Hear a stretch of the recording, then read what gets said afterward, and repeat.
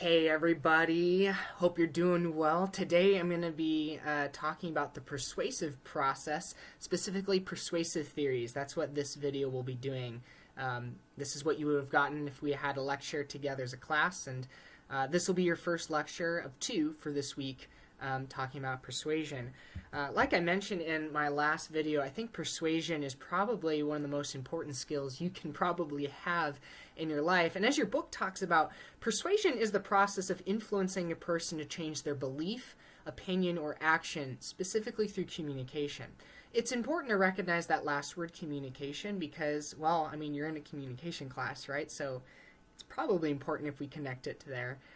But you really can't think of persuasion apart from communication, right? I love this meme from Yoda. Memes are just amazing. Convince me you must, right? And that can come through many different ways. But when you think about persuasion, there's several different layers to it. You could be encouraging someone to change their belief about something, or their opinion about something, or to take action. If you remember from our lecture last week for the persuasive speech, we're encouraging our audience to take action in this particular speech. But it's important to recognize all three, because if you remember from your explanation speech, you were increasing people's knowledge, right, in the explanation speech, right? You were explaining a difficult topic, and then in your asynchronous speech, you were teaching us how to do something. But persuasion is different. Whereas explanatory speaking increases your audience's knowledge about a particular topic, persuasion seeks you to enact change in a particular way. Now, change could be belief, it could be opinion, but it could also be action. And when we're encouraging people or persuading people to change, this is not what you want to be thinking of. I love this meme. I was looking up different pictures for examples of persuasion. I don't know why this was the first one. It just made me laugh. You don't want to force people to change their minds about something, right? It should be a gentle process. Think about this one. I got a few emails from people talking about how they've been watching movies and such over the break, and I totally thought of Captain America, right? You want to inspire people. The hope is that you would maybe have something like this. Join Captain America in the U.S. Armed Forces. Not literally. We're not in a war right now, right? But you see the difference between these two, right? You're not trying to force somebody to do something, right? You want to inspire. You want to persuade. Persuasion is about changing the heart and the mind to do something or to think about something differently. And when you think about persuasion, before we talk about the specific theories that your book talks about that I want to get into today, it's important to understand what is belief, what is attitude, and what is behavior.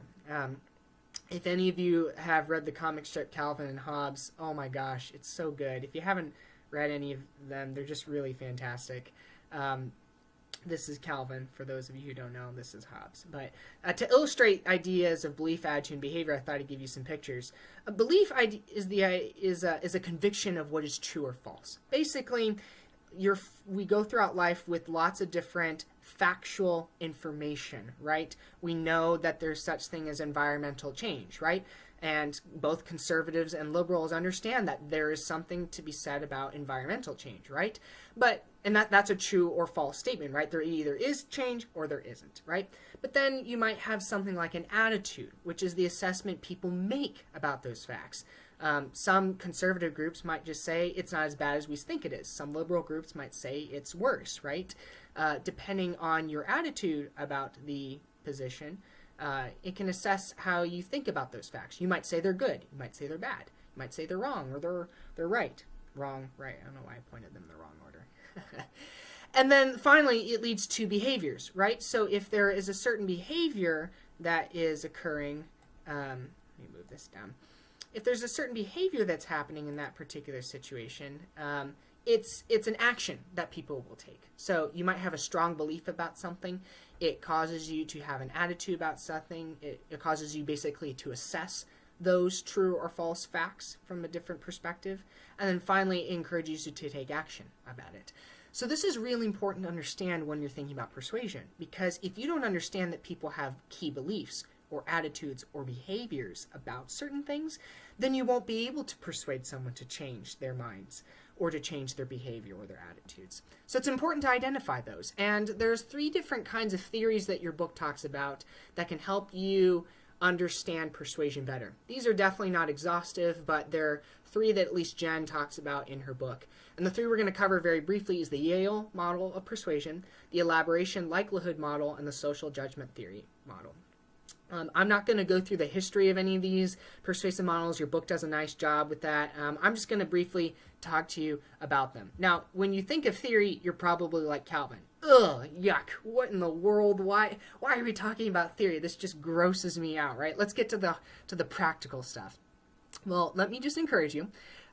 Theory shapes the actions we take. It can inform how you think about the ways that you process things. And so these 3 models are actually helpful, at least in helping you understand how you might approach persuasion in your own speeches coming up. Some of you might already be thinking of different topics that you might want to persuade someone about. And so I encourage you not to come to the table like Calvin, but to think more of it in a positive light, even if theory is not your favorite thing in the world. It certainly isn't mine, but we'll make do with it. So the first one I want to draw your attention to is the Yale Model of Persuasion. Basically, the way you can think about it is it's a 6-stage process that message receivers go through in successful persuasion. Basically, the idea is that first there's this moment of exposure, or there's some presentation of information. So you're presented with or exposed to something, and then in order to bring people to the idea where they take action about it, well, the next thing you have to do is then raise their awareness about it. Don't just expose them to it, bring their attention or awareness to it. Then you have to help them understand. You have to help them comprehend the material that you've now shared with them and help them become more aware of. The next part is trickier. This is where sometimes persuasion falls through.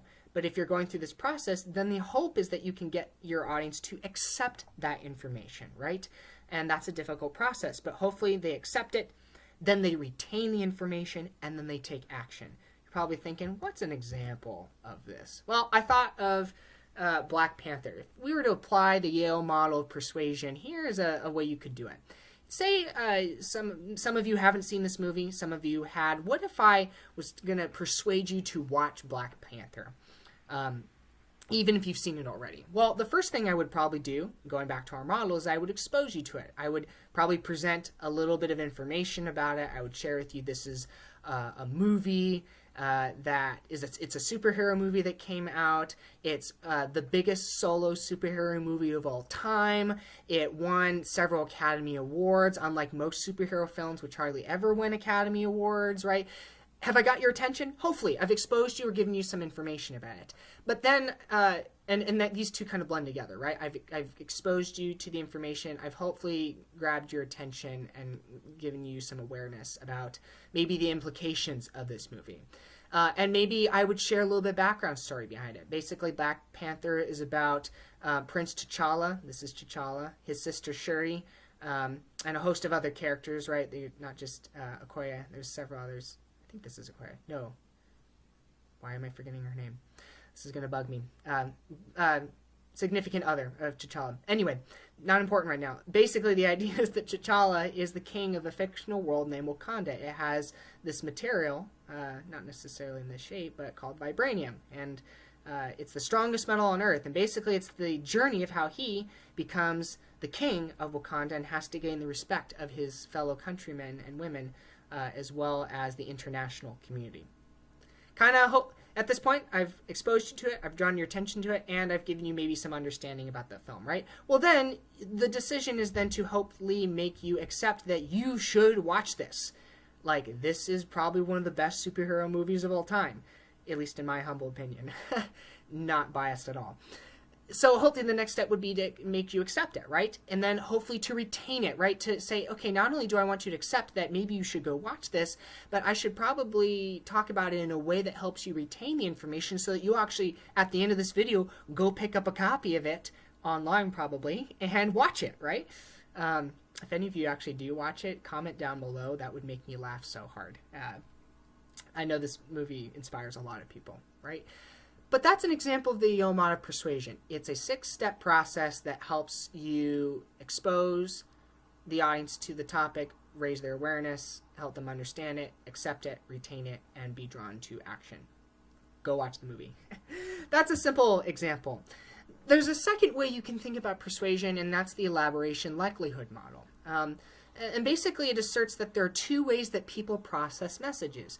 One, through a central route, which relies on elaborated messages, carefully crafted arguments, and logical appeals, and through a peripheral route, which relies on heuristic cues like the speaker's appearance, visual images, enjoyable music, etc. You're probably wondering, what in the world does this mean? Well, think about this little imagery right here. Basically, think about it as two paths. Maybe imagine these paths come together at some point. I don't know. I don't know why they're going in different directions. There's a picture I found online. Basically, the central route assumes that you take a more logical message focus. Basically, you're basically, if we were going back to our Black Panther example, right, I might just tell you about the facts about Black Panther. I might tell you about all the cool things that's happened with it, right? That would be this central route, right? It's very specific, straightforward. I'm telling you, go watch Black Panther, right? But then there's this peripheral route, which relies on the speaker's heuristic cues, basically, which are things like appearance, visual aids, enjoyable music. What would be an example of this? Well, what if I told you, in my apartment right now, I have a Black Panther necklace. And if any of you know anything about the movie, this necklace basically contains his suit. It's like technologically advanced. I will totally be honest, when I was a nerd in undergrad, I wore this around campus when the movie came out. I was just that into the movie. I loved it so much. What if I gave this lecture to you? Imagine Mr. Johnson's right in front of you, and I was wearing this necklace. What would you think? Many of you might think, wow, that's really interesting. That's super cool. Many of you might nerd out about it. Some of you might be like, oh, it just fits Mr. Johnson's personality, right? That would be an example of a peripheral route. I am definitely still giving you facts, but I am using my appearance, I'm using some visual images, maybe I'd play the soundtrack in the background, right? I would use things other than just a simple, straightforward route to get your attention. I would use other things that are more appealing. That's a very simple way to understand it, but basically think about it as you could just go a central route with facts, or you could go a peripheral route, which kind of involves a more, a larger understanding of other elements like music or appearance or things like that. That's one way I like to think about it. The final theory to think about is social judgment theory. And this is the idea that people use their current attitudes as a benchmark to compare all new ideas. So basically the idea is that you have an opinion, basically some message comes in, you hear about it, and then there's this idea of ego involvement, which your book talks about, is the idea that you use your assessment of something, your attitudes about something, to basically determine if you accept it, whether you kind of remain neutral about it or reject it. So basically a message is given to you, and based off the way that you feel about the topic or the way that you think about it from your attitudes perspective, you either accept it, which could be the range of positions a person is ready to accept or agree with it, or a neutral perspective where you're indifferent about it, or you basically reject it. If we were thinking about our Black Panther example, right, maybe you come to the table and Black Panther isn't your favorite movie. You already have a perspective about it, and if I try to persuade you to accept it, I give you information about Black Panther, you might already have a perspective about this. And you might choose to say, agree with it. You might say, yeah, I want to go watch it again. Or, I'm not a huge superhero fan. I have other things to do. I'm just going to keep doing those. But thanks for your presentation. Or you might just flat out say, no, thank you. Not going to do it. I just don't have an interest in it. Which would not hurt my feelings. I know a lot of people who have different opinions about superhero movies. I would just only say you're right to be wrong in your perspective. I'm kidding.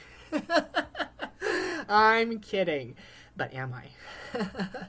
So this is an example of the... I forgot to change the slide. The social judgment theory idea. This is an example of the social judgment theory. You have a perspective about the issue. And basically, it considers that ego involvement influences your persuasive process. So depending on how you feel about the topic, it will influence then how you end up either agreeing with it, being neutral about it, or disagreeing with it. So that's all that I really have to talk about for the the theories, which is great. Your book talks a lot more about it, but I'll just review. Basically, today we reviewed persuasion as the process of influencing a person to change their belief, their opinion, or their action through communication. We also reviewed the Yale Model of Persuasion, which considers persuasion as a sequential process, right? We talked about those 6 steps. We also looked at the Elaboration Likelihood Model, which considers persuasion as either a central or peripheral route, right? And then we looked at the Social Judgment Theory, which considers persuasion as dependent on one's attitude of the situation. Those are the things that you should be thinking about for your persuasive speech. So whatever your topic ends up being, I encourage you to think about it in light of those theories. Think about, am I taking, going back, if I was thinking about the Elaboration Likelihood Model, do I want to take a central approach or more of a peripheral route? If I'm thinking about the Yale Model of Persuasion, do I need to go through a 6-step process? Or kind of blend those together. You get the idea. Or if it's a social judgment theory idea, you know, if you're trying to persuade people to change their belief first so that they can then change their actions about something, this would be important to think about, right? But today, for this week, this is a great week. This week is easier, so enjoy it. You're just reviewing chapters 10 and 11, which on persuasion. I've already gone over chapter 10 right now.